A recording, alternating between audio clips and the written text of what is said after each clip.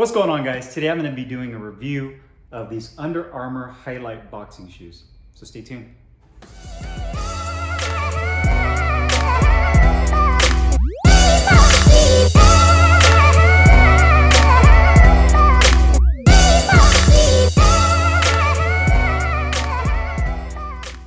Alright guys, so today I have a special treat for you guys. These are some Under Armour Highlight boxing shoes. They currently are not out for retail as of yet, or at least from what I have seen. Before I actually go into the close-up and review of these boxing boots and the weigh-in as well, one thing I like to note is that I actually purchased these through eBay, and I noticed that there was quite a few of the Highlight model like you see here by Under Armour, as well as their clutch fit model. Now, Under Armour makes the Highlight and the clutch fit in their football cleats, as well as some of their other shoes. It's a kind of a model designation they use across several of their footwear lines, but in this case, is their boxing model. Now, typically in the past, Under Armour has only released boxing boots specifically for pro fighters that are custom built for them. They never actually released them to the general public, as well as I've seen some Olympic athletes using these as well. So I was really interested in getting these. I got these for about $100. I don't know what the retail pricing on them would be. I would venture to guess anywhere between 100 to 200 bucks. But in any event, let me give you guys a nice close-up of these shoes. They kind of remind me of the Title Predator boxing shoes in terms of the way they look. I think they look really nice. It has this highlight in the back. The actual upper, which is going to be this entire part up here, uses TPU, which is thermoplastic polyurethane. So it's basically a polyurethane woven upper. So it has kind of a stiffness to it, but it's flexible. And it's the same kind of material that they use in their football cleats as well. So looking at these, they kind of look like they're Under Armour football cleats minus the cleats on the bottom. It does have the solid rubber outsole right here that has a good amount of texture right there for traction, for both for pivoting as well as for grip. And then you can see the sole, how it glues on to the bottom. You do have that Under Armour logo. And again, that woven TPU upper. You do have some flat black and white laces right there. It's pretty flat as far as an arch goes. So if you do need some arch support, you might be able to put an insole in there. And matter of fact, let me go ahead and go inside here. And you do have a somewhat glued in insole at the very bottom. You can easily remove that and put in your own custom orthotics. The Under Armour right there, made in Vietnam. I got mine in size 11. I went a half size up. I typically do with boxing shoes because I have wide feet, and typically boxing shoes usually run very snug. The tongue material on here is kind of like a 3D molded tongue. So you can see that it's almost like a neoprene type material. Really nice high-tech feeling material with the Under Armour writing. Is actually kind of rubberized on the tongue right there. And you can see right here has these little holes, and that's basically for ventilation and some flexibility. So just to kind of show you guys the boots all the way around, here's the back. It says Highlight with the Under Armour logo on the heel cup. The TPU upper all the way through. You do have the rubber outsole, which is pretty standard in terms of the type of grip they use on here. It has that pebble type texture at the very bottom. Good for grip as well as for movement, good mobility. The Under Armour logo on the toe box. Here are the laces as well as the inside of the shoe and the tongue as well. So let's go ahead and put these on the scale, see how much these shoes actually weigh. If you're just picking them up and feeling them, they feel pretty lightweight, pretty comparable to some of the other boxing shoes I've used. Let's go ahead and put these on the scale. The right shoe is right about at 12.7 ounces, and the left shoe is right about 12.6. Or pretty lightweight shoes, and they're about the same weight. So let's go ahead and do the review. What's up, guys? Carlo here, and today I'm excited to bring you guys a review of these Under Armour Highlight boxing shoes. Now, I know what you're probably wondering, saying to yourself, how the heck did you get yourself a pair of Under Armour boxing shoes? Long story short, I actually found these a couple of weeks ago on eBay. Now, every now and then I go onto eBay, and you can really find some gems on there, some rare items when it comes to boxing equipment. Somebody might be selling it, trying to get rid of it. So you never know what you're going to end up finding on eBay. And I'm happy that I did look up some Under Armour boxing shoes. The main reason I did that is because it kind of sparked my interest here a couple of years ago. I remember seeing Canelo wear Under Armour boxing shoes. I know that Anthony Joshua has a custom pair. And I know that Under Armour has made some custom boxing shoes for pro boxers in the past, but never released them to the general public. The same thing for the Olympic boxing team as well. I know that Under Armour has made some shoes for them. So I know, generally speaking, the public has never get a chance to actually try out the Under Armour boxing shoes. So when I saw on eBay, there were actually quite a few of these for sale, brand new pairs of the Under Armour highlight model you see here. They also had the Under Armour clutch fit, which is looks to be a little bit more of an expensive model in terms of boxing shoes. So I decided to go ahead and just take the dive, pick up these boots and try them out and do a review on them. They definitely did not disappoint. I was really impressed with the quality of the shoe, how well they performed.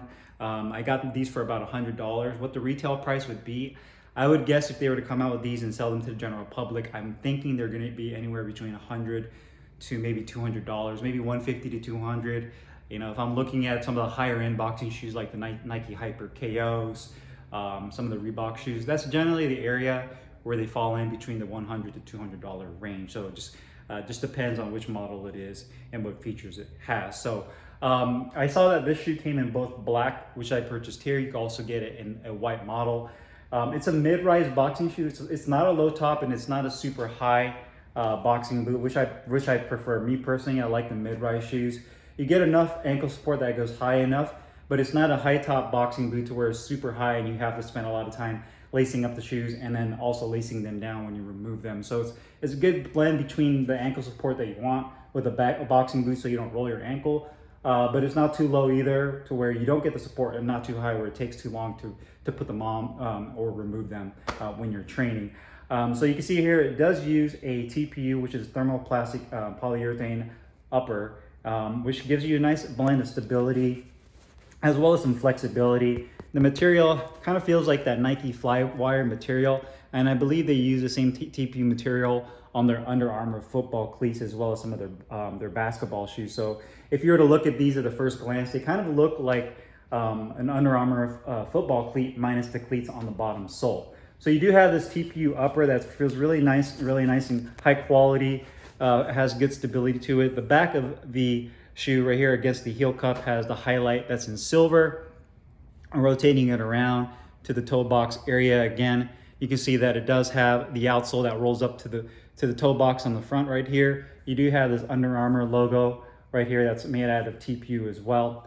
And then the outsole right here has that pebble style grip at the bottom. Nothing too crazy or fancy right there. Just good enough for footwork, mobility, pivoting, and giving you some grip inside the ring, which is what you want. Going to the lacing system right here, it does not use any kind of loops. They just have the holes that are cut into the actual frame of the shoe. And you do have these flat laces, the black and white. I do like the flat laces because once you lace these up and tie them off, they usually don't become undone. I noticed that if you have the round style laces, sometimes you have to double knot those because the laces end up undoing themselves. And then you do have right here this kind of neoprene slotted tongue on the inside right here. And this is kind of like a 3D printed tongue that has a neoprene feel to it. Offers really good comfort and flexibility. The only drawback to this tongue I noticed is that the inside of the shoe, it doesn't have any kind of strap that holds this tongue to hold open. So I found that when I was sliding my foot into this boxing boot, that the tongue would have a tendency to want to fold and roll over like you see here. So I constantly had to kind of use my hand to open the tongue up to make sure that it didn't roll on the inside when I was putting my foot in. And then in the inside, you do have a semi-glued insole that you can just kind of rip out. They use some cheap glue on the bottom that just kind of keeps the sole attached. So if you wanted to remove the sole, you can do that. And you can see it's pretty standard flat foam sole that they use on the inside. If you want to use some custom orthotics, or you want to do something that's a little bit more comfortable so you can get more cushion, then you can do so with these shoes, which is really nice to have that, where you can remove the insole. The inside material right here, again, uses a standard kind of a polyurethane type material, really soft inside liner that's really nice for wicking away moisture and keeping your feet relatively cool. One thing I also recommend with this shoe, if you do have wide feet, I would go a half size up. Now I got these in size 11. Typically I wear size 10.5 in my running shoes. But typically when I notice with boxing shoes is they usually run narrow, especially with Nikes. So I went with the size 11. I went a half size up with these highlight boxing shoes, and they gave me ample enough room. The other good thing about going a half size up, if you are kind of uncertain or if you do have wide feet, is if you do still have a little bit of extra room, you can also replace the insole with something thicker, and that will fill up the shoe a little bit more to give you a much more snug fit. So keep that in mind. If you're wondering and you do have some wide feet and you're like, hey, I want to get these shoes, but I'm just unsure of what size to get, then I definitely would go maybe a half size up if you do have wide feet. If you do have considered normal size feet, the width of your feet, if you wear Nikes, perfectly fine. Don't have any discomfort with wearing Nikes, because Nikes generally run really narrow. Then go with true to size. If you wear size 10.5, go with size 10.5. That would be my best recommendation. But I paid $100 for these. I think they're well worth the price for what I paid based on just the quality. Has really good ankle support. I feel like I'm really locked in with these shoes. Really nice heel cup. I felt like the lateral movement that I felt with these shoes was really good. When I'm shadow boxing, doing any kind of footwork movement, I didn't feel like anything impeded that.